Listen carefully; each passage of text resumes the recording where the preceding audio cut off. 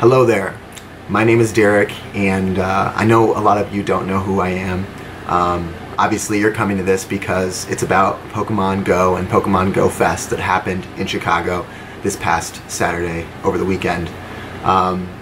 Yeah, I am a Pokemon Go player. I've been playing since launch, having a lot of fun with it. I think there was a time where I stopped playing for a couple months because I was kind of just bored with, you know, the metagame, and I was playing other stuff. But I came back into it early this year, and I've been having a lot of fun. I was really excited for Pokemon Go Fest, and I felt compelled to come to YouTube and tell what my experience was, because after watching a lot of my favorite YouTubers, I felt like they didn't tell the full story. And so here I am. I know a lot of you guys don't know who I am. I don't know if I'm going to keep posting videos, but maybe if you guys really like this, I'll think about doing some more. But anyway, let's jump into what I have to say. I'm going to tell you how I'm going to actually talk about Pokemon Go Fest before we actually jump into it. So I know a lot of people on the internet are talking about, you know, there's a lot of bad things that happen at Pokemon Go, and then there's things that people feel were really awesome about Pokemon Go. I'm going to actually split this up into two reviews. One is going to be just a negative one, and then the other one is going to be a positive one. I feel like there are two sides to the coin. I think one side is an overwhelming majority, but if somebody wants to have their memories be positive, then there's that. But if you're like me, where you're like, hey, I feel a certain type of way, and I would like those feelings to be, you know, empathized with, then here I am to tell you those. So first off, I'm going to start with the negative review. So first off, before I get started and start talking about it, I do want to mention that, you know, it's easy to think about the event and all the things that should have been and could be improved after it's over. You know, there's that saying where vision is 20/20 in hindsight. After something's done, it's easy to look back and say, I would have done this, I would have done that. I don't care. So while I am like, you know, I can understand that they couldn't account for everything. That is their job. So I want to hold them accountable, and I think we should, as a community. We are owed that. We are an amazing community. So don't believe anything less. We deserve the best as a Pokemon community. I also want to say that, like, my experience at Pokemon Go Fest is not going to be the same as everybody else's. I actually live in Chicago. I've been here for 4 years. I did not have to travel across the country, across the globe to come to this event. I also didn't have to pay hundreds of dollars to get a ticket. I met a friend recently when the gym rework happened, and he ended up having an extra one that he bought for a friend that didn't end up being able to come. So he gave me the ticket, and I paid face value for it. I also want to say I kind of didn't expect the event to go well. While I was very excited for it and I had high hopes, I just felt like the network was not going to work. So the way I'm going to talk about this review, I'm actually going to go kind of like point by point, and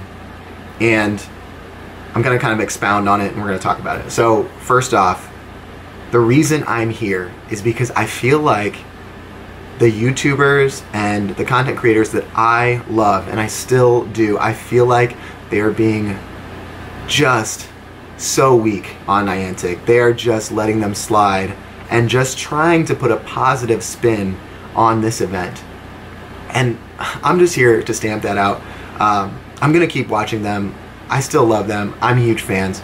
But honestly, you can't put a spin on Pogo Fest 2017. It was a failure. There are positive things that happened there, and I still had fun overall.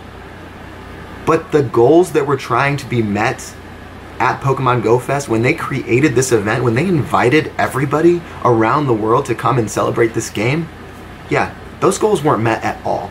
There's no way to spin it and to say it was a success. It was an absolute failure. So let's freaking talk about that. So number one, stop being an apologist, okay? Niantic invited us all to this event, and they said, hey, we're going to come, you guys are going to come, we're going to play Pokemon, we're going to play the game, okay? You're going to walk around, you're going to catch these rare Pokemon, there's going to be raids, there's going to be a legendary raid, there's going to be goals, you're going to hatch these eggs, you're going to get in, you're going to have fun. Guess what? That did not happen. It did not happen, okay? So there's no apologies. To be honest, I don't think Pokemon Go Fest could have went worse. Again, I'm not here to like bash individuals. I'm not here to bash Niantic. I know that they're a company. I know that they wanted this to be a success, but it could not have gone worse. The number one thing that you need to play Pokemon Go is a network connection. You need to be able to connect to the server. You need to have data. Guess what? 90%, this is, I'm just throwing it out there. This is from my observations. Could not play the game. I went with 2 people and they could not play the game at all inside of Grant Park. I was literally one of the only people, maybe like, Niantic could give us the numbers, but no one I talked to was able to play the game like me. And I had a little bit of a workaround, I would say. I had a Verizon iPhone SE and a Pokemon Go Plus. The way I was able to play was switching to 3G, getting off LTE, and loading up the game. Now, the game really wouldn't move, and I couldn't really click in to catch Pokemon, but I could use the Pokemon Go Plus. So I played, I caught Pokemon, but a lot of the good ones, and I feel a lot of the ones with high IVs, they weren't caught with Pokemon Go Plus because that's just a Pokeball. And also it wastes a lot of resources for me. So what ended up happening is I had to, use a Pogo Plus on a Pokemon, and there's like a, 50% chance with a Pokeball that I'm going to catch it. Well, I wasted a lot of Pokeballs. I ended up having to buy Pokemon or Pokeballs at the event so that I could keep playing the game.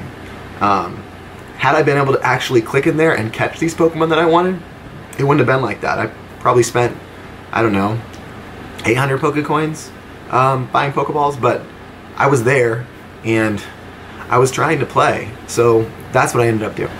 When we first entered, we got there actually at 8 in the morning. It started at 10 a.m. I was telling my friends, I was like, yo, let's just get there like no later than 8:30. Yeah, if we would have got there at 8:30, it would have been a huge mistake. By the time 8 o'clock rolled around, the line was probably about, a rough estimate, about, 600 to 800 people deep. And people couldn't line up till 6 a.m. So, I imagine there were people there at 6 a.m. or maybe even earlier walking around so they could get in first. We got there at 8 o'clock, jumped in line, and, we were excited. The thing about the line, though, is as the morning went on, the line started wrapping around the fountain, the big old fountain right next to Grant Park. And, no big deal. People are just lining up, whatever. There are signs, like once you get to the Grant Park, there's like a little area that like blocks everybody in and corrals them until they get the entrance. But after Grant Park ends, which was, 75% of the line, thousands and thousands of people, there was no signs, there was no direction from Niantic staff or park staff telling people where to stand. This led to the line wrapping around and then going around the fountain and eventually wrapping around into itself. I don't know how that was solved out. I'm glad I was not in that part of the line because I would have been worried about, maybe people getting ahead of me or getting confused or just not knowing where to stand. This shows me a complete lack of, hey, we're going to host 20,000 individuals, but we're not going to tell them where to stand. That's a mistake. Honestly, that was the first sign I was like, what's going on? Next up is the entrance. There was only one entrance, okay?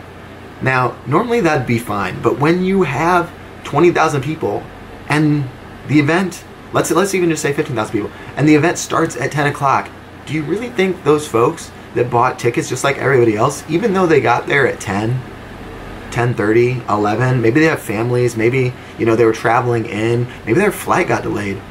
Okay, they're gonna get there at 11 o'clock, and now they're gonna have to wait 2, 3, maybe even more hours to get in. That makes no sense. It's a limited time event. You shouldn't invite that many people and then also expect them to have to wait in line that long. That's obscene. That literally tells me it wasn't thought about, I don't know what it's like to go to like a Lollapalooza or things like that, but that's not what I expected from this event. I expected to get in pretty fast. It's important to be in that entire time so you can actually play the game and actually get the rewards. Doesn't make any sense. Another thing I saw people bring up on the internet, and something I kind of thought about too while I was there, is the amount of exits at the event. So obviously the exit that we all used was also the entrance, which is probably not good. That could have just been dedicated to all entranceway. And then I think in the back by the Mystic Lounge, there was another emergency exit. But that kind of only leaves 2 exits, and I walked around that thing multiple times. Now, I imagine that there were probably more, but I only saw 2. And I want to bring that up because I definitely thought about safety at this event. A lot of people coming, and the last thing that we would want is somebody ruining, you know, our time and trying to hurt the Pokemon community, you know, in a point where we're trying to really celebrate. So I really only saw one emergency exit along with the actual entrance exit. And if you have that many people trying to leave at one time, like, they're gonna be like trying to hop a fence, they're gonna hurt themselves, people don't even know where to go. I mean, essentially, this shows you that it wasn't really thought about, because I don't even know where the exits were. Why didn't Niantic not tell me, hey, if something happens, if you need to leave, here's A, B, and C. Simple as that. Next time, that needs to be done. So here's the thing that I cannot understand how YouTubers are not saying. Pokemon Go is an online game. If we cannot go online, we cannot play the game. Therefore, the event is unsuccessful. I don't care if you met up with your friend. People can call their friends. People can go to their houses and play in their own cities. They don't need to come to Chicago to play with their friends. They don't need to come to Chicago to meet all these people. They can meet anywhere. They chose to come here because they were going to wrap the experience around Pokemon Go. Simple as that. We could not get into the app, okay? That should have been priority number 1. I know Niantic came out and said, hey, we checked with the cell providers, and they said it was going to be fine. Well, guess what? Sprint still showed up. I don't know, man. Fix your relationship with Verizon, AT&T, whoever, to get them to come out. and if they think that it's going to work, but you guys know it's not, there's a disconnect there, okay? And guess what? That's not the Pokemon community's fault. That's not the Pogo community's fault. That's your fault. If you guys are going to invite everybody there and get them excited to play your game, you know, that's what they came there for. They didn't come to do anything else, you know. I mean, on top of all the other things that you could do, you know, but it's focused around playing Pokemon Go, and they absolutely couldn't do it. Here's where I get really upset about people trying to defend it. Yes, they tried their best. Yes, they expected and thought that it was going to work out. Well, guess what? You cannot think it's going to work out. You gotta know. You gotta know. And also, you gotta know that there's a chance it might not work. And you gotta have a backup. Imagine if, you know, a game like World of Warcraft launched a new expansion, and for the first 24, 48 hours, no one could play because their servers just didn't work, you know? And people had taken days off, you know, people had pre-ordered the game, preloaded it, they're ready to play, and then all of a sudden, 3 days, just can't play. It's unacceptable. Do not defend Niantic for the game not working, for the cell providers not being able to support the data if that's what happened. That's Niantic's fault. They shouldn't have invited us if they weren't sure, weren't positive, beyond the doubt that this could happen. Okay? If they had a doubt, they should have done a case test. They should have figured it out before, and then, you know, had a different plan of attack. That's all I'm saying. I heard a lot of people say, hey, you can't blame Niantic because they were trying really hard, and they were, you know, working really hard behind the scenes, and, you know, they were really disappointed too. Well, guess what? A lot of people worked hard to pay for the tickets, to fly there, They worked really hard to, you know, all these years, or I'm sorry, all these months with the game to get up their team and come to this event. They were working hard too, okay? So, yes, I understand Niantic's working hard to throw this event. Okay, give them a bone. I don't know. You gotta hold them accountable. Next up, it was so incredibly sad that 15,000, 20,000 of your most loyal fans were invited to this event, and I mean, basically, it just didn't work out. The hype was so palpable. When I was sitting in that line before we got in, everybody was talking about their experiences, how they started playing the game, their most rare catches, the cool things when they met up with other players, the near misses on raids, their favorite Pokemon, what their goals are going to be once they get in. Everybody was so excited. I was so excited. I was screaming. I was meeting people. I was playing the game a lot leading up to it. I was so excited. And then to have us all come in to one space, all of you, the most excited people, and then just dead it all. Regardless of whose fault that is, we've got to chuck that up and say that is just so sad. So sad. I haven't seen a more passionate, you know, community than the Pogo community, and you come in here and invite us all, and then it just doesn't work. Unacceptable.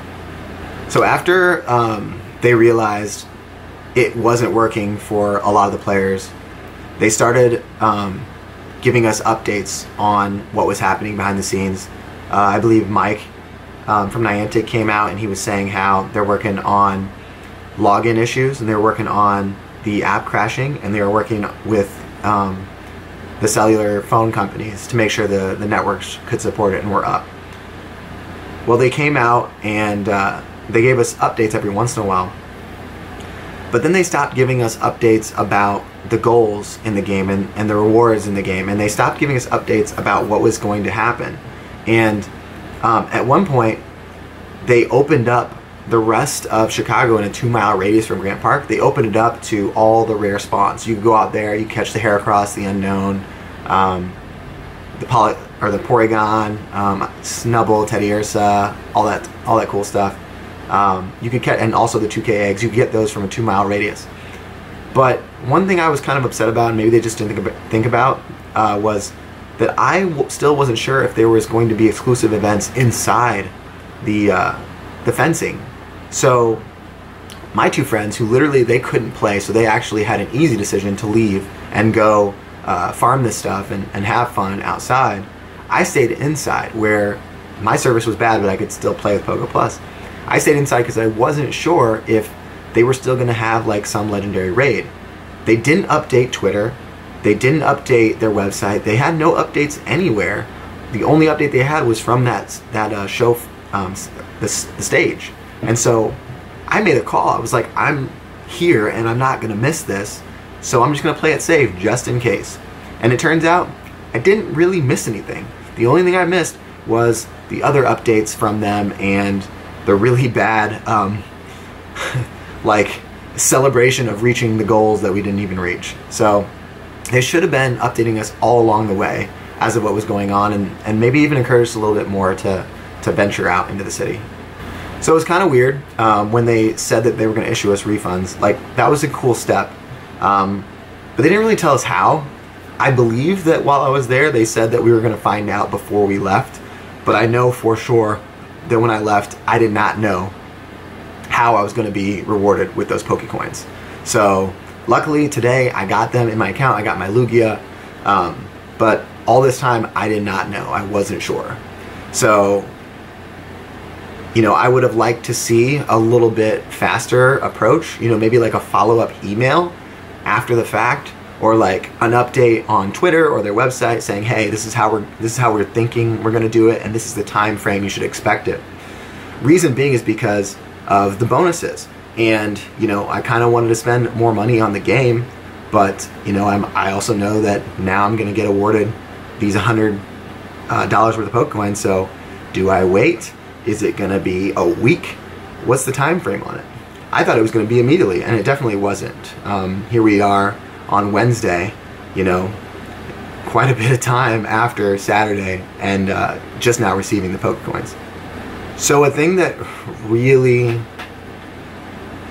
just disappointed me and saddened me was the fact that we, as a Pokemon Go community and a Pokemon community in general, were treated like immature, ignorant little babies, basically. I say this because they kind of started lying to us in a way. Maybe lying is like a strong word, but that's kind of what I see it as, because we had goals to reach. You know, we had to catch a certain amount of Pokemon and stuff inside the event, and there's no possible way that we actually reached those goals. And at some point, they were even caught manipulating the results, manipulating the goal points so that we would actually reach them. They never let us know that.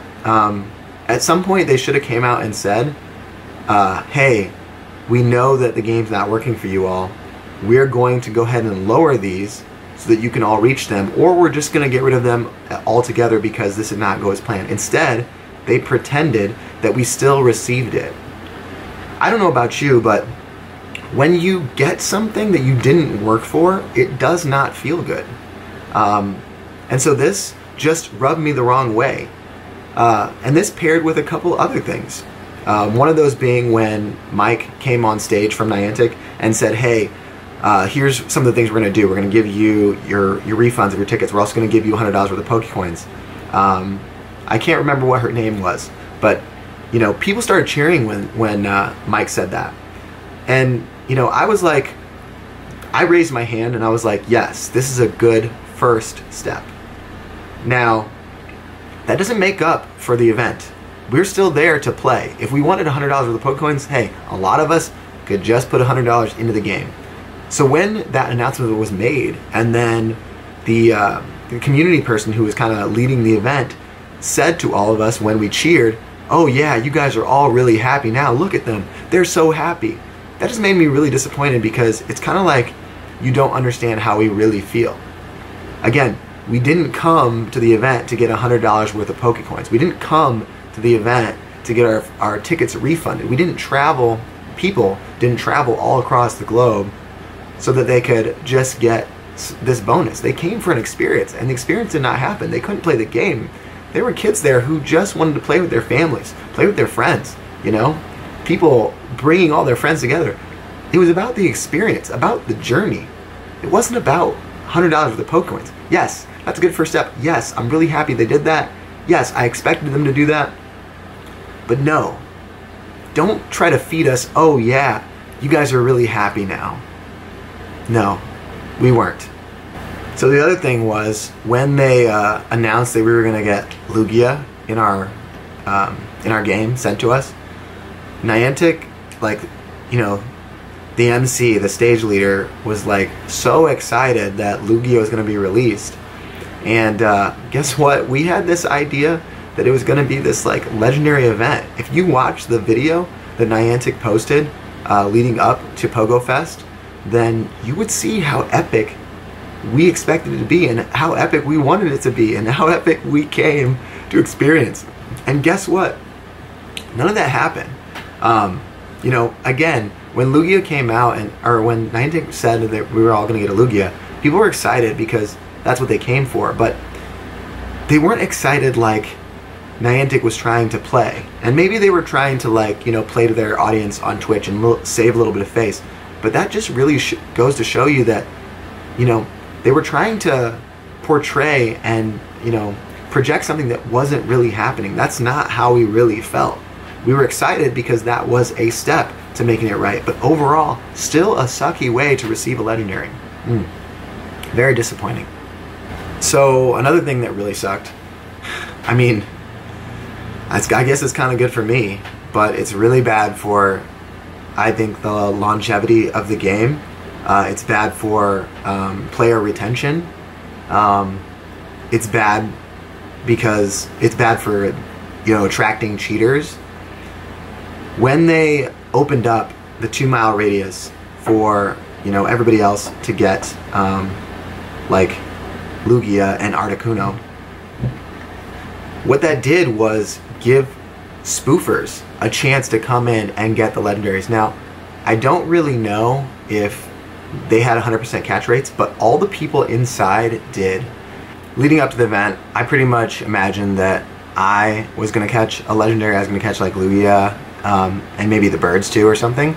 I'm pretty sure everybody thought they were going to catch like 1 or 2 or 3 legendaries.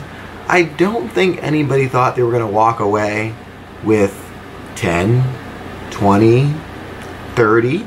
Raise your hand if you got 100, not me, but I'm sure somebody out there was grinding the entire time and probably caught 100 legendaries. It was probably somebody. So here's the thing about legendaries.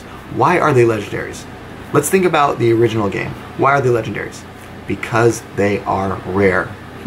Well, guess what? When they opened up the event to the rest of Chicago, or like the 2 mile radius from Grant Park, they also opened up the legendary raid that was probably supposed to be just inside the fences. So now you had people running around catching. I caught 10 Lugias, okay? And I caught, I believe, 7 Articunos. That's absurd. Do you know how hard it is to get 10 Lugias in the regular game?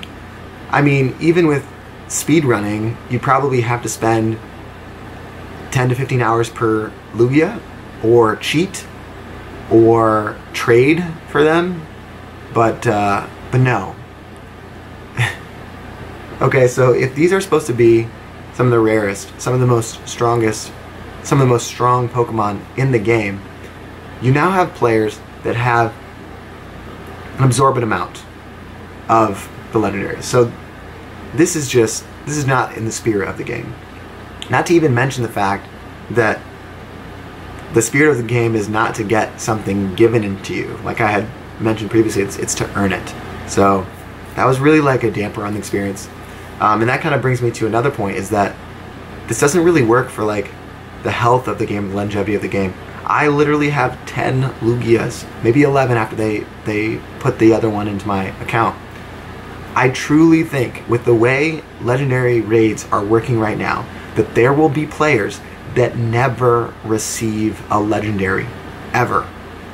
If you're talking about getting upwards of 20 players together and all of them being pretty good, or even if it's 10 or even if it's 13, I'm not sure. All mine were 20 because of all the spoofers.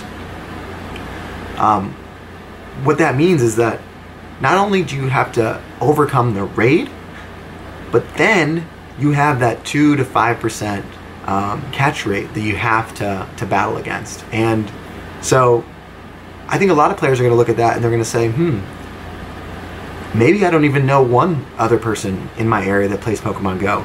Now we have to reach out and find some other people. Then we're going to beat it, and then we got to get lucky. I'm imagining an experience for me of, you know, putting in all that hard work together, let's say 15 players together, do a raid, and then watching none of us walk away with it. I don't know how many of those I could take. I think maybe 3 before I give up. I don't know. It's hard for me to say because I literally have more than I ever thought I would have. I never thought I would have 10 Lugia in Pokemon Go ever. And trust me, there are people that got way more than that, because anybody who was in Pokemon Go Fest during the time when it opened up, 2 mile radius, and then the raids opened up, they were 100% catch rate. And no matter where you went, what ended up happening was all the spoofers must have found out about this, because they were all in the areas. I would go to the areas, and yes, they were packed with Pokemon Go players, but the thing was, we weren't coordinated. I wasn't starting a raid when everybody else was. When I got there, everybody was already in the raid.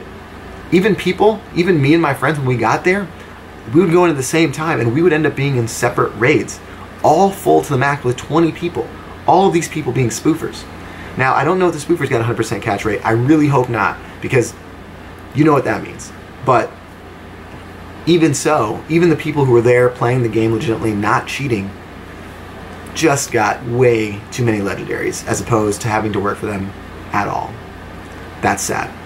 Now let me tell you how it was announced to us that Lugia and Articuno were gonna enter the wilds of Pokemon Go. During the event, they said, hey, you guys unlocked Lugia, you guys locked Articuno. Within 48 hours, Lugia is going to be able to be defeated at legendary raids. They didn't tell us when Articuno was going to be. I believe they said something about within 2 weeks or something like that. I don't know. So anyway, the event was over. It was lackluster. We were kind of sad, but we knew that. I think at that point we had known that the event was going to be extended through Monday. So for people who live in Chicago like me, hey, that's great. It's not a big deal. But we'll get to that later for other players. So me and my friends, we went to Chipotle afterwards, and we had been up since I'd been up since 6 o'clock, and so we're pretty tired. It's 7 o'clock at this time, and we're chowing down some Chipotle, talking about how much of a fail it was. Kind of just sad, but also laughing because we're so sad. You know how it is when you're with friends and you're complaining.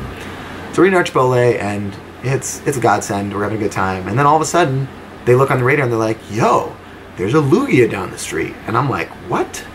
So I look on my radar and I see, yep, that's true. There's a Lugia raid. We did not know this. It is not on Twitter. They didn't tell us at the event. No one told us. This is why that upsets me. I can foresee players actually having to leave, because I met them that drove through the night and then maybe had to work the next day. They drove 10 hours. After the event was over, they were planning to go right home. And perhaps they did. Perhaps they couldn't stay and grind. That was it. They went back home. But guess what happened? The raids were released. And they were 100% catch rate. By the way, they're 100% catch rate. And we did not know that. Why did you not tell us that, Niantic? The communication was so bad throughout the event. And then they just dropped the ball on that one too. Did they not want to tell the rest of the community so people wouldn't flock in? What was the issue? Either way, they need to let us know. I could have went home. I could have went home right after and decided not to get Chipotle. I could have been laying in bed and my friends are like, "Yo, Lugia raids, 100% catch rate." Okay, now I gotta come back. I was already there. Maybe I'm driving an hour away or something, and then I gotta come back. It just doesn't make any sense. At this point, Wednesday, July 26th, Niantic John Hanke actually did release a statement on the Pokemon Go Niantic Labs blog, and I read through it, and I thought it was good that he made it that, but I do think that it should have been a lot faster, and I think that unfortunately it was a little bit too positive for my taste. Being at the Pokemon Go Fest and seeing how bad it was, and seeing how literally the number one thing you needed to have work to make it a success did not work, and there was no backup plan. That's an absolute failure. And to read what he has to say, it's really kind of positive. I mean, he does mention how they're actually really ashamed and saddened about what happened, but the end paragraph is still we're moving forward. Let's put this behind us. We're excited about this. And just reading through it and the rhetoric when I read it, I didn't appreciate it. I wanted something a little bit more acknowledging of the situation and acknowledging the frustration, rather than trying to point to the positives and point to the positive experiences of a few individuals. I know there was one guy that I met in line, and he, we were talking about Pokemon Go. It was great. I caught him at 4 o'clock. This was 8:30 when we were talking when I met him. Around about 4 o'clock, when there's 2 hours left, I walked by him, and he said he did not catch one Pokemon yet. You can't spin Pokemon Go Fest to be a positive experience overall, or at all, really. If that is one of your most loyal fans, that's one of the people who made this travel, that's one of their experiences. They didn't catch one Pokemon for 6 hours. I guess the last thing I want to mention that I mentioned in the beginning was just the fact that I'm kind of disappointed is not really the word, But I do know that immediately after the event, one of the things I was looking forward to is hearing the candor from like some of my favorite content creators on YouTube about, you know, the fiasco that happened Pokemon Go Fest. You couldn't find it, honestly. It wasn't on the internet. Everybody was pretty positive, like, that actually makes content. And I mean, I had to look pretty deep to find people who were frustrated and who were going to acknowledge my feelings, because, you know, I don't think Niantic was. You know, where was I to go? So that's one of the main reasons I made this video.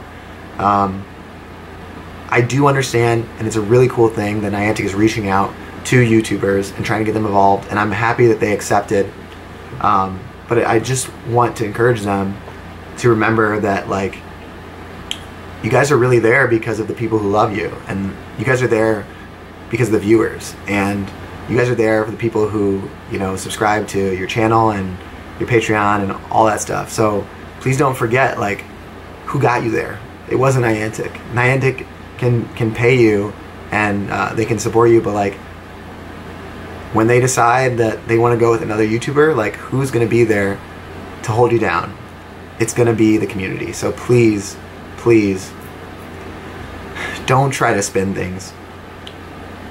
Don't try to interview somebody and, you know, ask them to say, like, what you want them to say. Like, if things are going bad, just say it's going bad. We can all see through it. There's no point in hiding behind a curtain that we can see through. So all in all, Pokemon Go Fest and this negative review speaks for itself. It was a disaster. It was bad. It wasn't fun. I mean, I managed to have fun somehow, but overall it was just really bad. Their spirits were down. People were laying on the grass, just tired, and everybody was looking at their phone all day, and people were not screaming from joy. They were booing and chanting, and I understand that. I really do. At first, when I was in the audience and when people started booing, I was like looking at them, kind of like looking down on them at first, like, yo, I understand you guys are frustrated, but, like, we should probably still respect these people who want us to have a good time and are trying to put their efforts into making this game. And then I started thinking about it, and, like, how much some people sacrificed to be there, and how they literally couldn't play the game. And then I was like, actually, you guys should be booing. You don't deserve this. I don't deserve this. And I don't know where it got programmed in my head that I shouldn't let you know that this is unacceptable. I know some people want to talk about the water bottle that was thrown at the MC, and obviously I'm not saying to ever do that. I would never do that. I don't think anyone should ever do that. But also, thinking about it, I understand where that's coming from. And I mean, that is a good like representation of how the community felt. Obviously, when you're having emotions and you're upset, you can't act on them, right? Like that. That's not the world we live in. But when the bottle was thrown, I was thinking, never would I. But also, I understand. I literally understand. So, don't try to spin Pokemon Go Fest into something that it wasn't. It sucked. It was bad. Check out my positive review if you think that I'm wrong, and we'll come together and find some type of middle ground that leans towards the negative side, because the other one is like going to be a lot shorter. Anyways, thanks for listening to me rant. I know this was super long. I know you guys don't really know me, and I know that there's not like Pokemon Go footage in this video, but I hope that at the very least, if you had a negative experience, I echoed some of the feelings that you were having, because I'm still having them. And I think maybe later I'll do some type of video where I talk about what they should do next year. And I don't think they should ever do Pokemon Go Fest again, to be honest. They burned too many bridges with this one. Anyway, I won't lament anymore. Thanks for tuning in. Bye, guys.